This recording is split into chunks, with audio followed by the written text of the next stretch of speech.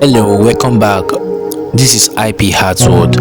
In today's video, you are going to be learning how to do your borderless frame, and this is all about picture alignment. So, firstly, clean off your board. I use MDF board in this particular video and Adhesive, which is sticker. So, after printing the picture and laminating it, I started installing the sticker on the board with my squeegee so that I won't have bubbles and I won't have any issue while installing the sticker on the board.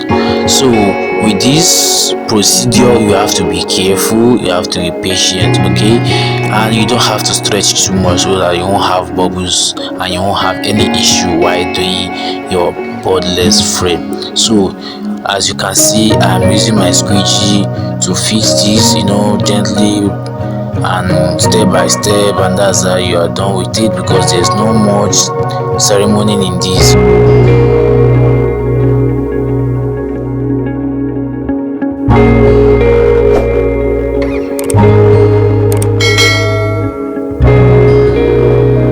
So the next step after installing the sticker is taping the edges. The reason why I tape the edges without leaving it like that is that so that it will prevent the sticker from opening again after a long time, and so that the customer or the owner of the frame will have to be complaining about it.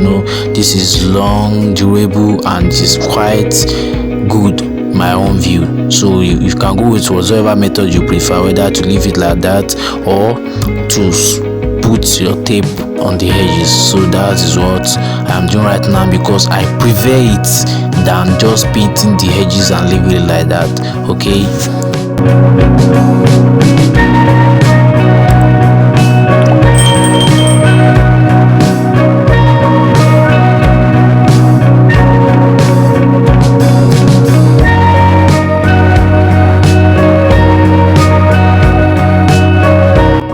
However, after you're done with your tape, the next thing for you to do is to put your hanger or your hook.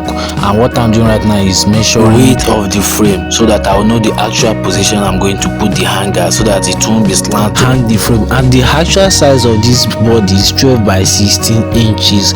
So I had to put the hook or the hanger at 6 inches so that the frame won't become slant when it is being hung on the wall.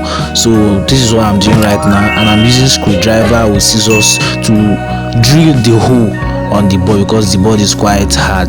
And if you have the electric skewer, you can just use it to ease the work.